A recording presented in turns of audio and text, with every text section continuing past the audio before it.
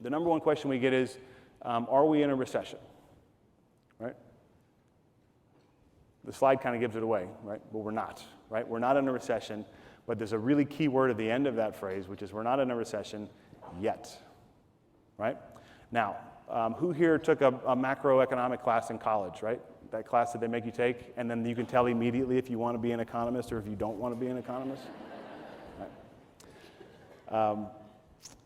It's the one where they teach you about recessions, and usually what they'll tell you is that a general rule of thumb is that if you have 2 consecutive quarters of declining GDP, that is a recession, right?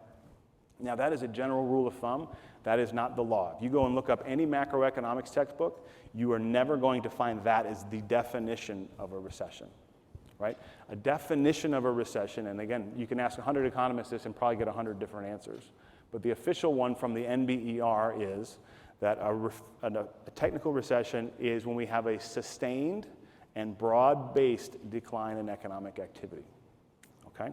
Sustained and broad-based. Those are the 2 words that they look for most often. And what we see in the economy right now is, yes, we saw 2 consecutive quarters of contraction in GDP, but we saw a lot of technical reasons for why that would have happened.